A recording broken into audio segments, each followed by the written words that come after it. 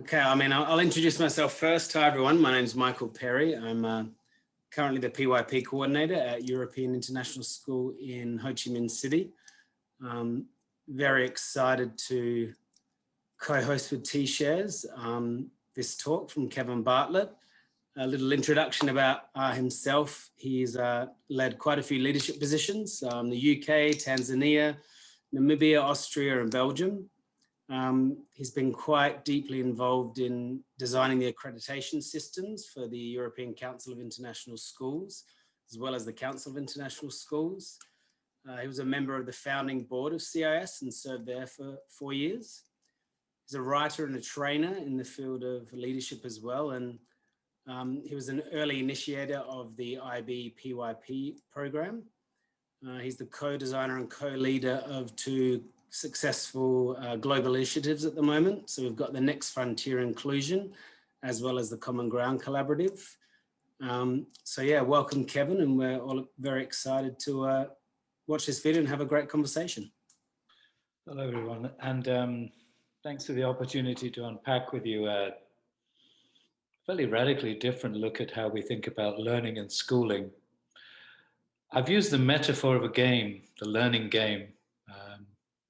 A lot of coaching analogies throughout this short address. The idea of a playbook, the idea of coaching, the idea of sharing the game with the kids. So when I talk about the we throughout this, I'm talking about the Common Ground Collaborative, which is a global network of schools and educators who are dedicated to helping us make a shift in the way we think about learning. I guess a good place to start is to ask the fundamental question, Simon Sinek's question, start with why. Why would we work so hard for so long to create a different model for learning? Broadly speaking, I'd say that personally, I've been looking at this learning business for a long time. And when I look, I see more gaps than connections. I see gaps between what we promise and what we deliver, what the kids are learning and what they believe is important for them to learn, gaps between divisions in schools, gaps between the disciplines, gaps between parents and what they understand about what school is all about. So we set out to close some gaps. We set out to say we've had enough. We've had enough of seeing schools wasting their time on bureaucracy that doesn't improve learning, teachers struggling to tick boxes and do work that just doesn't feel like it makes sense to them and takes them away from the true work, the true passion of a teacher as to what they're doing, which is making learning happen for all their kids. So we want to see a move from the over complexity that besets schools these days, and a move towards greater clarity, greater simplicity, a move away from siloed sections of schools and silos between the community and its own school towards a systemic approach. Why would we do it? A second kind of take on why. Because for the kids, learning is really the only game in town. They may play many games, but the one that counts for them throughout the rest of their lives is knowing how to learn. And it's so ironic that it's the most important game for kids and the only one we don't teach them how to play. So we've designed the learning playbook that's available to anybody who wants it to map out a new way to think about playing the learning game, making it a game in which every child, every student, every learner feels like the most valuable player at any given time. Because to their parents and to them and to us, that's who they are. So every child at the center of learning, every parent an informed player of the game, making a genuine participation because they understand how learning works because we've made it simple enough. And continuing the game analogy, every teacher a coach, leading a learning team, getting the best out of every team member, because in a team, everybody has to play well for everybody to succeed. So learning as a paradigm, learning as a game, well, nice idea. So that's the why, but no good without a how and without a what. So what does that look like in practice? When we ask ourselves that question, and I guess for me personally, since I've been at this a long time, I've seen it as a kind of 30-year macro, mega, meta inquiry because inquiry is such a powerful tool for learning, driven by 4 guiding questions. First one, the define question. How can we make learning happen if we haven't collectively decided what it is and how it happens? So our define question is, what is learning? How does it work? And then if we've decided how we learn, you still have the content question. What's worth learning and why for these kids these days? And then the power of the teacher. We all know that the highest impact element in a kid's learning is the quality of the teaching. So how do we teach for learning? How do we create learning cultures in every classroom and throughout the whole school? And then I guess the most critical question maybe is, how do the kids provide evidence of what they've learned? How do we know they've learned anything? So demonstrate. So a new system driven by 4 framing questions. What is learning? What's worth learning? How do we teach for learning? How do we show what we've learned? And we're just going to unpack those over the next few minutes, one at a time. So let's start with defining learning. What is that process? How do we actually do it? This is the CGC's take on it. We looked at what experts do. We said experts in any given field are experts in the ideas of that field and the relationships among them. So we have to be good at conceptual learning, the learning of ideas and the relationships among ideas. But it's not just ideas work, the skills work too, because experts are highly skilled in their field. So we need to learn competencies. And maybe these days, more than anything else, we need expert human beings. We need people of strong, positive moral character. So we defined learning in a simple, memorable way: conceptual, competency, and character. And then we said, well, what does that mean to teachers? Where's the pedagogy behind each of those? And again, we stripped everything back to its clearest, simplest elements. We said if we're learning to think conceptually through models of inquiry, then at its most fundamental, that means we have to connect with what kids already understand, add new information, maybe disruptive information, help them construct a new theory, and then check that out in different contexts so that they can share it. So connect, construct, contribute. And we use simple sentence stems. When it comes to conceptual learning, learners understand that. I understand that. We understand that. It's a lifelong spiral, not an inquiry cycle, because the cycle implies that we arrive back at the starting point. For us, it's a spiral, a lifelong process of inquiry, of connecting to our current knowledge, constructing a new theory, building on that, checking it out in different contexts, contributing it, and so on, always learning. The competency process is different. If we want a kid to learn a new skill, we must show them a model of what good looks like, a performance, a product, an artifact, work with them collectively to deconstruct it, take it apart. How does that work? Why is it a good performance? Why is it a good product? Then help each student identify where they are against good, and then practice to close the gap. Initially guided practice, and then more independent practice, so that in the end, the learners are able to. They maybe started by struggling to, but now they are able to.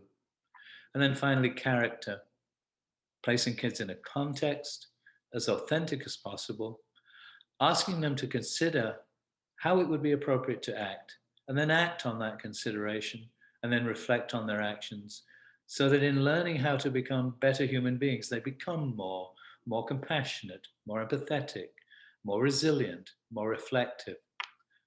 So 3 C's, 3 spirals.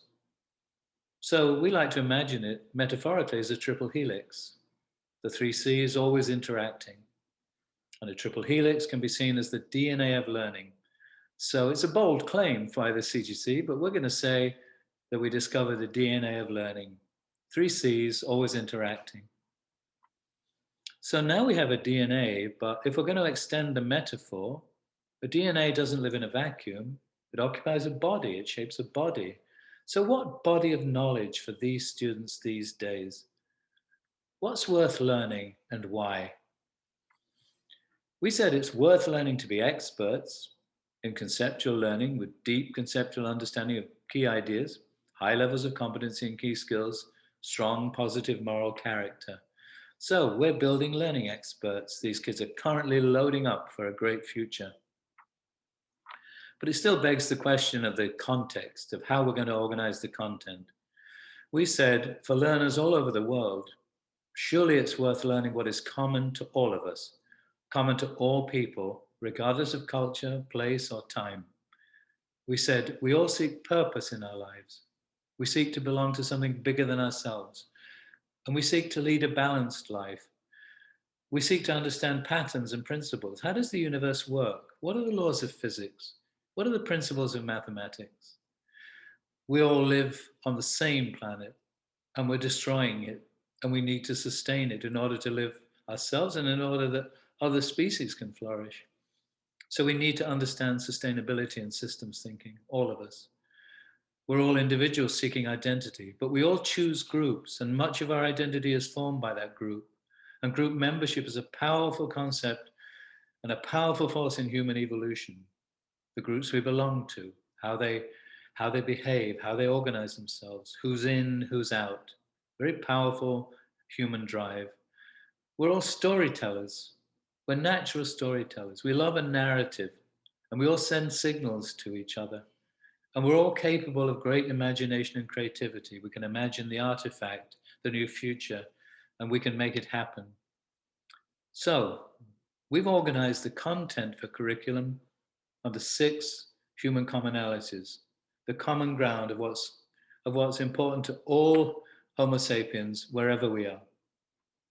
And we mapped those human commonalities with their contributing disciplines. So we've retained disciplines, but we've left space to work across disciplines and above disciplines. And we've introduced a few new disciplines, more recent ones like media literacy, which is vital these days, innovation, entrepreneurship. So here's a map of human learning on the conceptual level. But then again, there's a big so what? What does a teacher do with that? It's a nice philosophy. It's a decent graphic product. We said, no, we have to turn it into something practical. The CGC is made up of practitioners. We said, we're going to create a matrix of learning organized under the human commonalities, organized through developmental bands, a matrix of learning populated by individual learning modules that deal with what really matters, only learning that matters. So we constructed compelling questions that really get to the heart of what's interesting and engaging and important for students and for us as adults. Why do we fight? Why learn? How do wolves change rivers? How does money work? What does it mean to be anti-racist? Can words start wars? How has war changed the world? Important questions. Embedded in them, conceptual learning goals, competency learning goals, character learning goals, which draw from the major curriculum movements around the world. So very tightly connected to what we believe is worth learning, but very open and inquiry-based. The modules themselves also start with why. We determine why this is important, why this compelling question, and we tell a story about it. We then determine the learning goals, conceptual, competency, character. We then determine the assessments. How will we know what the kids have learned? How will they show us? And only then do we determine how we'll teach it. So if we had 3 C's for the define question, we have 3 M's for the design question: the map, the matrix, the modules, the elusive articulated curriculum, a connected spiraling flow of well-designed inquiry-based modules, which together make up an educated person, a person who goes through the CGC experience, leaves the school a fully educated person. And elements of voice and choice. We've learned that students can write their own learning modules. If we teach them how to learn and we teach them this toolkit, they can decide on a question that is compelling for them and unpack it together using our modular planner. And then perhaps at certain times, a truly multidisciplinary unit, a truly multidisciplinary module where we look at a key human challenge right now, or opportunity, and sometimes it's both things at the same time, both challenge and opportunity, like artificial intelligence. And we let the kids choose which lens they want to look through, and the teachers choose which lens they want to look through. As we look at AI, do you want to be an artist? Do you want to be an economist? Do you want to be a historian? Let's explore important content through different disciplinary lenses and then bring it all together in one major celebration of learning and invite the community. So the design question, what's worth learning? Worth learning to be experts? Worth exploring the human commonalities? Worth digging into compelling questions through inquiry and doing it in connected ways through the kids' whole time with us? And then how do we teach it to them? How do we build a shared learning culture? We're great believers in avoiding multiple rules and regulations and then co-creating a limited number of learning principles. Organizations that are run on principles are very different from ones that are bound by rules, because principles are values and values build culture. And as Drucker said, when it comes to change, culture eats strategy for breakfast. So we work generally with 4 or 5 learning principles, although they vary because we co-create them in schools. Here's a sample: the principle of self-regulated learning, that in the end, we're all in charge of our own learning. We need to know how to direct that. That learning cultures are built up of shared values and shared language. In terms of the nature of learning, that it's not only cognitive, it's social and emotional. In terms of learning contexts, learning transfer happens best in rich, relevant contexts. And listen to the Reggio people, how important learning environments are for the quality of learning. And then we say, well, principles without practice, really nothing. So how do we turn principles into practice? The saying is, practice makes perfect. We would say more cautiously, it may not make perfect, but be careful because it tends to make things permanent. So let's practice the right things. So we begin with principles. I take self-regulation, and we say, what would be the learning practices? What would we see our kids doing if we lived this principle? They would, for example, be able to set their own learning goals. And then the teaching practices. If we want to see our students doing this, what do we need to be able to do? We need to be able to teach and model our own goal setting. And what do our leaders do? How do they make goal setting sensible in a school for their colleagues? So, a few principles turned into learning practices, teaching practices, leadership practices. And then the final D, how do we know if the kids have learned anything? We've developed a simple self-assessment, evidence-based, automatically personalized because each kid is doing it, using the 3 C's again. So closing the learning circle that we created when we defined learning. So the student is saying, we've been learning about, here's my self-assessment. In terms of conceptual growth, I used to think that, now I understand that, here's my evidence. In terms of my competency growth, I used to struggle to, now I'm able to, here's my evidence. In terms of my character growth, as a person I'm becoming more, and here's my evidence. So, closing the learning circle. 4 Ds, 1 learning ecosystem: define, design, deliver, demonstrate. What have we learned during the lockdown? Only that what we've been saying for years is even more true. We always knew. We knew kids were disengaged. We knew parents were disenfranchised. We knew there was too much content.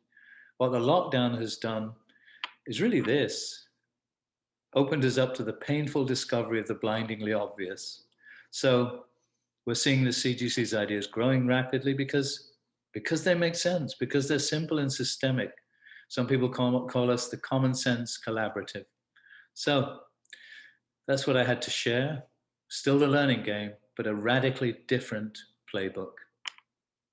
So I was just wrapping up that recording, Michael and Juan Carlos, by saying, we kind of knew this stuff, but the pandemic has stuck it in our faces in a more painful and obvious way. So that wraps it up, really, just saying we always knew this stuff, but now let's do something about it. Let's engage parents in different ways. Let's engage kids in different ways. So that was it. We were almost through, Michael, anyway. Okay, thank you. So, I mean, the idea for here, everyone, is for any questions you might have for Kevin that you might want to ask. So feel free to put them in the chat and we can pose them. I might start off myself and just say, I guess, why do we need a new playbook? What truly sets CGC apart from the other curriculum models that we have out there? Yeah, I mean, an obvious and a good question. I think one thing, Michael, is not to see it as a curriculum. Is to see it as a complete system that engages the board and the parents and the teachers in really different ways. You'd also kind of have to understand, I don't kind of want to say it in that way, but it's the truth, almost the business model.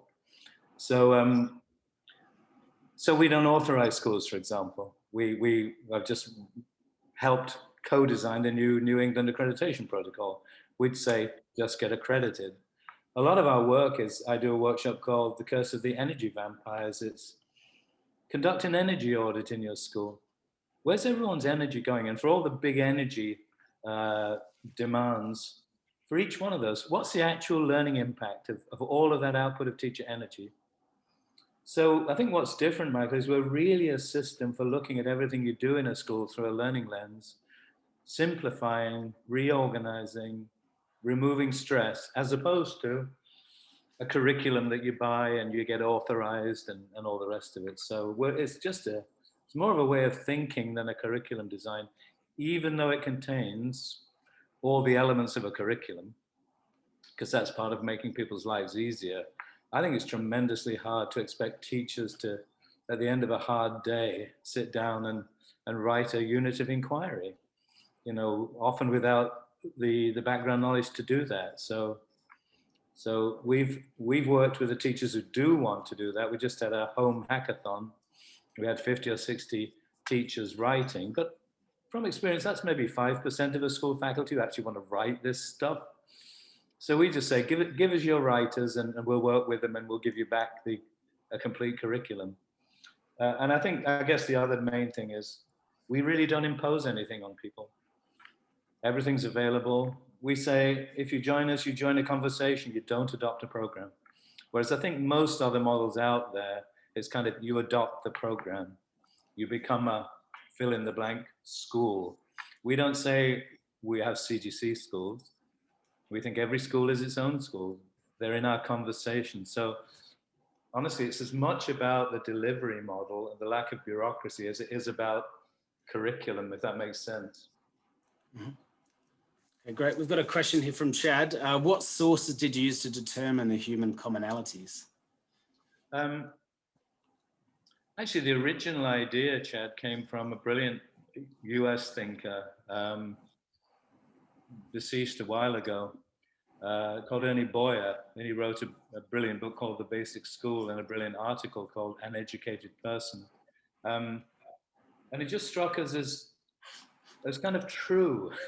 We've gone for this kind of principles-based approach, and we define a principle as a shared truth that brings freedom and order to a system. And you just have to choose, I think, who you're going to believe and what sources you're going to go with. I think there are broadly ecosystems around the world in terms of educational philosophy. There's the kind of manic chasing of SAT scores and standardized testing and quantifiable results. And then there's the long history of constructivist education that goes back to, I don't know, Socrates, I guess, or before, through John Dewey and all the progressives, and then Wiggins and McTighe, and Understanding by Design, Making Thinking Visible, Project Zero at Harvard. So it comes out of that kind of bedrock of constructivist learning. But the phrase human commonalities came from Ernie Boyer. I'm not sure if that answers the question. I'm just giving you the truth. Yep. Examples of practice. We can share with you all kinds of examples, and I'm not selling anything. I mean, for free, you can join something called CGC Connect, and it's loaded up with examples of this. We actually have a load of products, Chad, that go from, here's the principle, here are the learning practices, here are the teaching practices, here are the leadership practices, because every one of our schools tends to like that model. And if you wanted to see examples, you can just write to me personally, Chad, and I'll just share some with you. Yeah, I just chose those three because they tend to be a little more maybe vague for the standard practitioner. And so, how do you distinguish between context and environments? Um, Would you elaborate on that maybe? sure. It's all a choice, isn't it? I mean, all curriculum is a choice. People chose to call it physics, chemistry, biology. If you look at our principles, learning environment tends to be about the physical space and the physical time, if time can be physical. So how do we deploy time and space? Very much like Reggio, the third teacher idea, that the physical environment is a third teacher. Learning context, literally, the principle tends to say something like, learning transfer happens best in rich, relevant contexts. And for us, those learning modules, we try to make those rich, relevant learning contexts. So the context is the chosen content and the way it's being inquired into. And for us, learning environments are literally physically environments. And um, so does that unpack that for you, Chad? Yeah, I think that's great. I think that's helpful.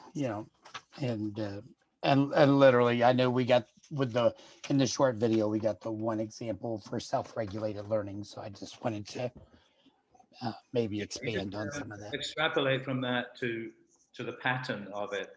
Each one of them unpacked. We used to go learning principle, teaching practice, and then I don't know. Hang on. The first thing I want to know is what the kids will be doing if we live that principle. Yeah. So it's a simple. It's not as a product. It's a table. Principle and then practices learner, teacher, leader, and then I think another trick really is keep it as simple as possible. Which I don't have 50 practices that teachers are supposed to master.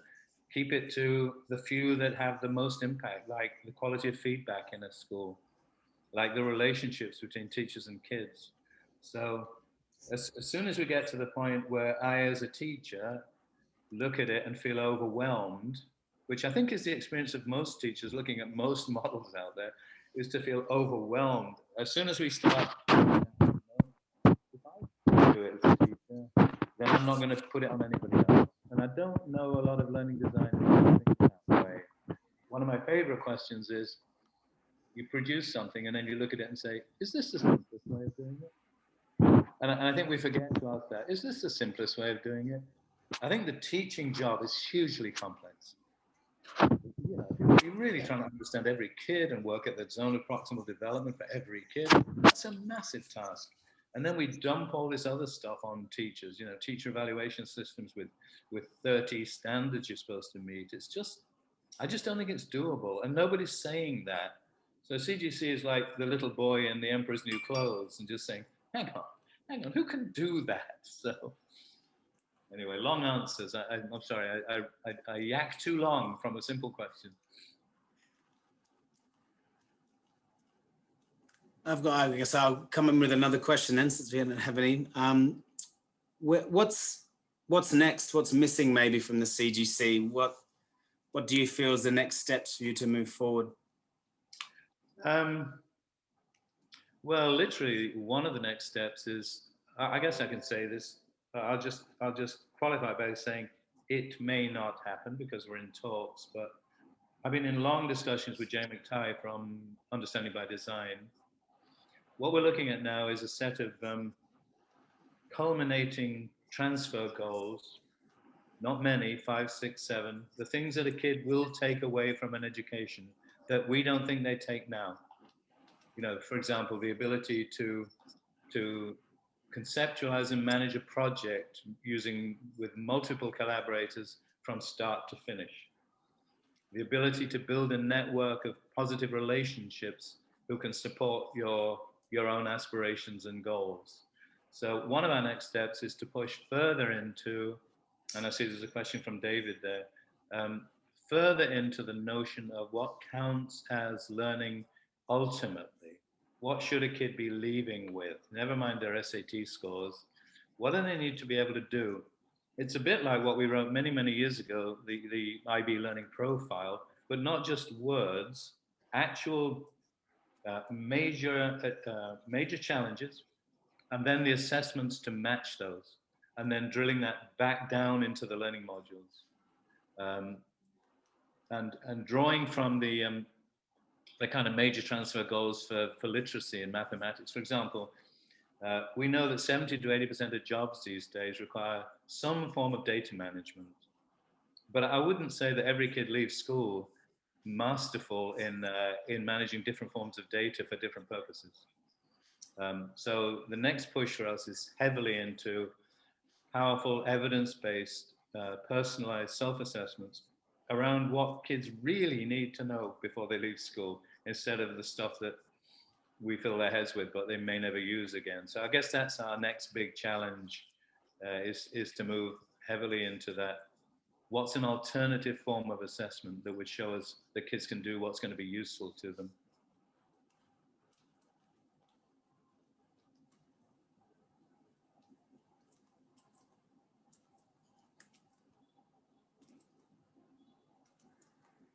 There we go. So just asking about here the framework and the partnership and how you fund this work.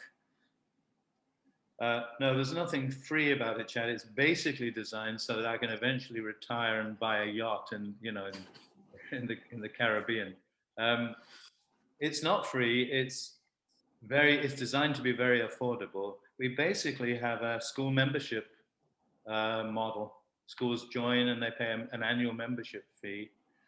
But to give you an example of our sort of non-profit mentality, this year we halved all membership fees because of the uncertainty around enrollments because of the pandemic. The other thing we've now done is launched individual membership, and there's 4 levels of paying to become an individual member. You can choose to pay the full annual fee, or you can ask for a 25% reduction, or you can ask for a 50% reduction, or you can say, look, I don't have access to any funding, I'd like to join for free. So we've tried to, if I dare say it, I don't know the company here, but if I dare use the word socialism, it's a kind of socialist model of saying, if you can afford the full amount to keep us going, it's this amount of money. But if you can't, do you need a reduction? Do you need it for free? If you need it for free, and we just say, send us an email and just explain. And our goal is as many kids as possible will have access to this learning. I'll just share one way of thinking about it from Simon Sinek's book, The Infinite Game. I just liked the analogy. He said, we don't work to get money in the same way as we don't eat to get fat. He said, the purpose of eating is not to get fat, it's to sustain the body. We charge enough money from schools to sustain the CGC, because otherwise we can't work, we can't produce, we can't pay our science team to write the next set of modules. So, but it's very, very affordable compared with anything else out there. And it's always negotiable. The big goal for me is we'd be working with schools all over the world for free. If we can get a major grant or something, we would go to a free model. But we have to pay a small team, a very small amount in Brussels to process new members and to run the website and all the rest of it. But it's a kind of bare bones financially, very non-monetized and always negotiable.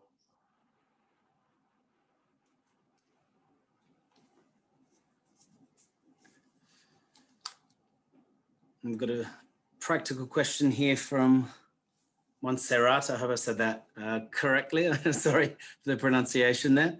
So how can, obviously from the public school teacher, promote the transformation of the educational system from where we're at, obviously, to this next really comprehensive system that fosters values within the frame of the curriculums we're bound to sometimes? Hi, Montserrat. I'm tempted to say you can't. An honest answer might be, well, I don't think you can. I'd qualify that by saying, I don't think you can alone. So the choice is, do you put up with the current as you say, patriarchal, hierarchical, Eurocentric, whatever models, or do you choose to do something about it? We just said we'll start a movement. You know, we'll be la résistance. We'll promote another model. But what we realized a long time ago was you can't just write the book about the alternative system. You have to produce the alternative system. I could have just published this stuff, but we felt compelled to say, and here is that alternative model. Here's how it's structured, here's how it's designed, here's how you join, here's how you get access. And then we are slowly spreading through some national systems. But you need to join forces, Montserrat. We're attracting people of similar views from all over the world. And like I said, if they need it all to be free, it can be free. So I don't think we can do it alone. I think we have to team up. CGC is a collaborative. It's a global collective trying to join forces to create an alternative model, but not just talking about it, saying, and here is that model. Here's the module where the compelling question is, so what is anti-racism? You know, you have to make this stuff curriculum. And I just think it's going to take a long time, but most of the people in CGC are a lot younger than I am, so I'm quite hopeful. I hope it'll be around for a long time, and gradually other people will join in. Like I say, I've done another recorded session for the next couple of days for the 16th education conference for Asia, set up by the Chinese government. And a friend of mine who works in China has translated the whole, what you just saw, into Mandarin. So it has Mandarin subtitles. And so we're picking up, and that's really is a government level conference. It's not a teaching conference. It's an educational policy conference for Asian countries. So who knows? Who knows? We just keep going, Montserrat. We just keep going because we believe it's the right thing. And we just hope more and more people join, and eventually we'll have an impact. So, but hard to do it on your own, for sure. And how are we going to get universities to buy into this system, Kevin? How are you going about getting the word out there to the higher education? Well, in some countries, we're actually running the teacher training, but not under a university model.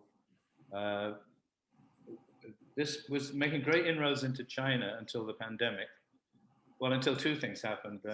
Until Trump began to demonize China, and therefore the Chinese parents who were going to schools that we were working in said, well, we were going to send our kids to the USA to university, but not anymore.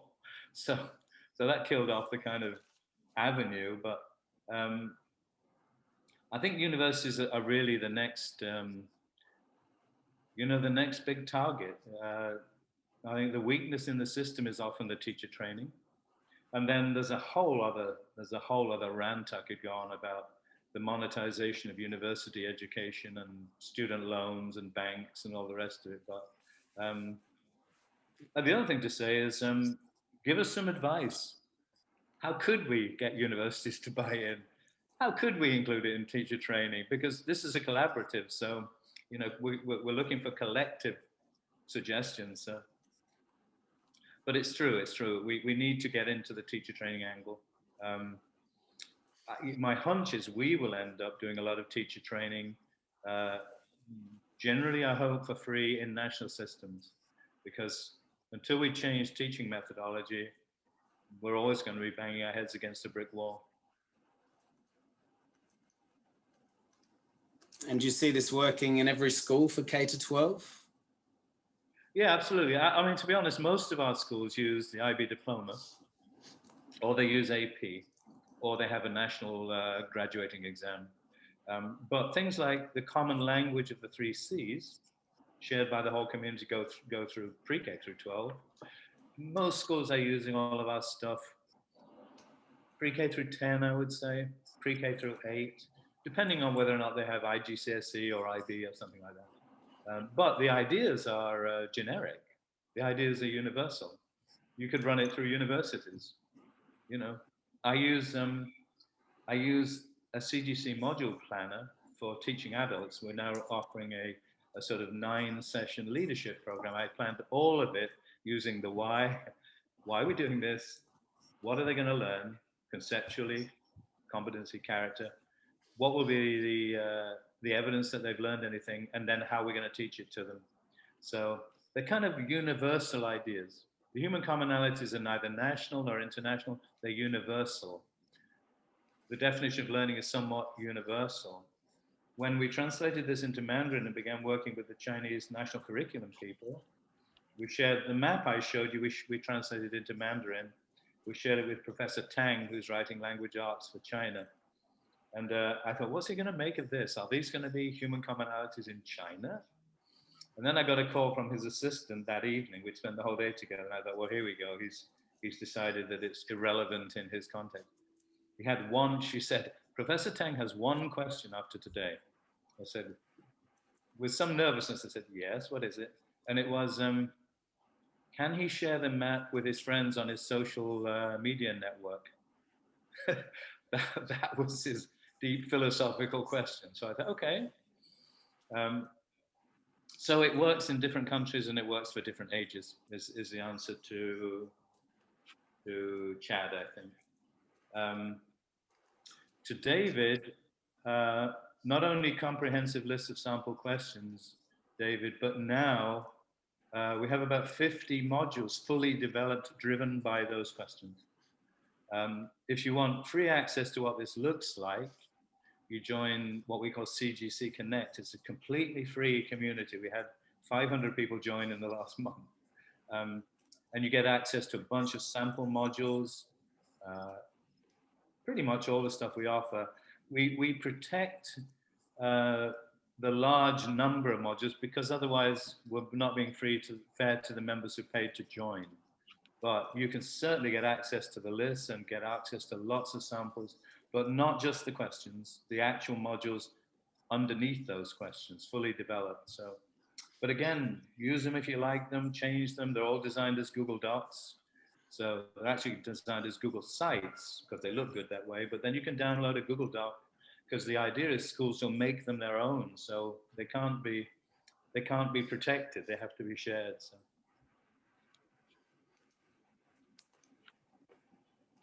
I'll just read in the questions. We're in a long partnership discussion, Chad, with Toddle, with Dipanshu and his team. It was all put on hold because right from the get-go, 7 of his team got COVID.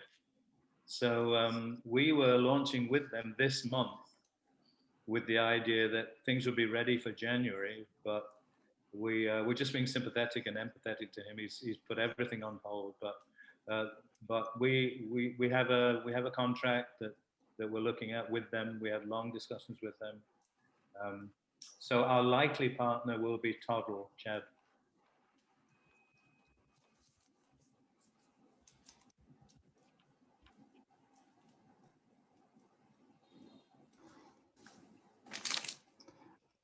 I definitely don't want to dominate this conversation, but I think I have, right? No, it's okay, because I have Chad. It's all right.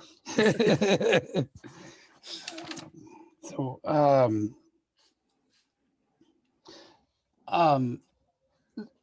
so maybe you could tell me a little bit the motivation to build the model to be so similar to some of the other international models and not even go farther than maybe even than what they have. You've eliminated some of the structures that are binding schools down and such, and overloading teachers and such. But is there anything beyond philosophically that you would love for the CGC to grow into, that the others are just not even there yet? Yeah, but we have one constraining factor. When we began designing compelling questions, multidisciplinary, transdisciplinary, we were very taken and are still very taken with that design, because I don't think you can really go further than powerful questions with students in charge exploring real world issues.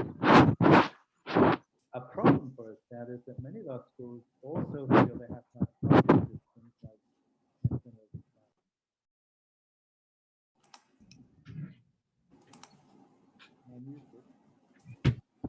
I'm unmuted.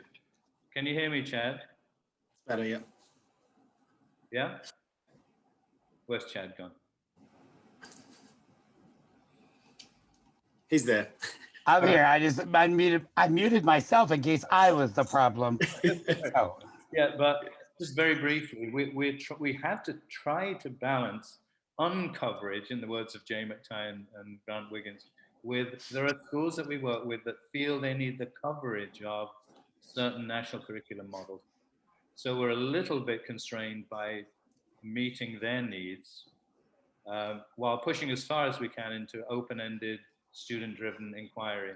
But the reality is we can only go as far as our members are prepared to go with us. So, but it's a steady progression towards as open as we can make it. But right now, the reality is a lot of people feel that their parents, for example, expect them to cover at least a US national curriculum in the social studies, for example. And unfortunately, the history of education is littered with brilliant examples. From Tasmania was a wonderful one, where they went completely away from anything that related to subjects, and their public wouldn't go with them, and they folded as projects. So we're trying to bridge that gap very carefully between full-on innovation and the reassurance of, but don't worry, we do cover the basic sciences. You see what I mean? yeah. Yeah. It's a philosophy balanced by pragmatism, I think. Absolutely. Do you have any recommendations for schools that maybe want to go beyond the curriculum and into issues, global, local issues, whether it's like social justice or whether it's climate change or anything like that you kind of Oh, sure. promote for your teachers to use? But to be clear, many of our modules deal with those things. Okay. That's our great passion. And so we have lots of questions like that. We have a wonderful module, I love it. It's called So What's Real News? And it unpacks media literacy and uses recent political tweets and unpacks them and all the rest of it. So we're heavily into that. And what we found is we can integrate C3 social studies standards into those modules. It's just we've done that job of trying to have both worlds, tackle a broad issue, but build in things that people think of as curriculum. It's a difficult balancing act, but we're very, very pushed into those social issues. If you see the full range of our titles, they're things like that. So that's where we're heading in the same direction as you're saying, Chad. We're just trying to balance it by saying, but we do cover economics, but we cover it in the context of exploring disparities between wealth around the world as a major issue.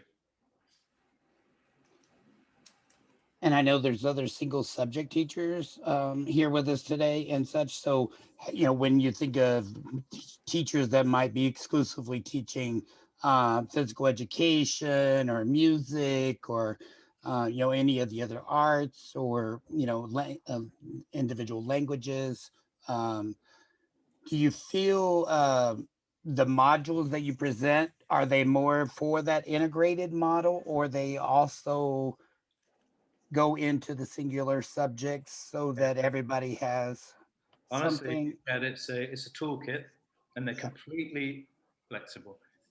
Our Chinese modules, written by Anna and Venus and May and others we're working with, because of the Chinese compulsory education, which means they have to teach 10 hours of language arts in elementary school, for example. A lot of their modules begin with language, the study of a series of poems about the natural world. But then the module goes into the science of plant construction and the art of observational drawing and keeping a plant journal. But if you wanted to, you could use the same module planner to design a visual arts module. So much of this comes out actually, Chad, in the conversations with the school. Okay. You know, what they feel ready to do, and the foot in the door, you know, the way in to transdisciplinary thinking without scaring people off. So we've created tools that you can choose to design a math module, or you can choose to design a module about a massive global issue with huge elements of statistics in it. And we don't impose that on the schools. We just say, here's all the possibilities, and then let's work together on what you want for your school. Thank you for that time, especially and Michael and Juan Carlos for allowing it. I think that schools are likely to keep the PYP and adopt the CGC without having the same idea that, you know, they don't need to step away from the IB to become CGC, or do you think they see it as opposed models? Oh, we say, and we mean it, CGC is curriculum agnostic, it's program agnostic. The idea of a common definition of learning for all teachers and kids is regardless of program. On the other hand, realistically, some schools say, well, yeah, but we don't actually need both. But we leave those decisions entirely to the people. You know, we offer models, we offer opportunities. People see the possibility and they decide how they want to use them. And we're not prohibitively expensive, you know, so it's not like, well, we couldn't afford this and still be a CGC member. So we leave it open to the schools, but there's nothing to prevent people being full on IB World School and still being a member of the CGC. We're an ideas think tank with products. Don't you think that might hurt how people value the CGC, because it doesn't even require process and authorization, even if in reality it's really, really helpful? Don't you think that people might want to put the same standards as they have with the PYP? Like, okay, it's a hard thing to get authorized, whatever. They may, but this is personal philosophy. I don't think you control people into quality. I don't believe in compliance models. We work closely with schools. When they buy in, they also buy into a year of conversations with us. And I trust the people to, every school we're working with is doing their damnedest to be the best school they can be. And I don't believe you need an authorization process to bring quality. Just like I don't think you can control kids in a classroom through compliance to be great learners. And I don't think you can control teachers in a school through compliance to be great teachers. I believe you have to push the ownership to the kid, to the teacher, to the school, and not the external authority. So there's a whole philosophy behind that. Do you believe that quality is achieved through compliance in life, or do you believe that you motivate people to do great work and support them? And we are firmly in the latter camp. Kevin? Thank you very much for everyone coming. And, you know, I'm sure Kevin will reiterate this too, that this is just the start of a conversation. I think, you know, we can all become, just start questioning our own beliefs about why we're actually here. And that's, I mean, I get a lot of that from Kevin, just looking at, you know, let's dig down, why are we here? And it's for the kids. So, you know, anything we can take away or even have conversations, even if we don't become part of CGC, you can be, it's your school's not, you can actually be part of that conversation. So I know Kevin's quite open to people contacting him, and like you said, get on CGC Connect. I know as soon as I got on there with Juan Carlos, I've been digging through the resources. It's actually really quite helpful to just reflect on my own practice within schools and think, hang on, it's helping me rethink a few things. So I would recommend everyone get on there and just be involved with those conversations. Thank you very much, Kevin. No, it's a pleasure. Nice to be here and good talking to you all. Enjoy the rest of the T-Shares experience.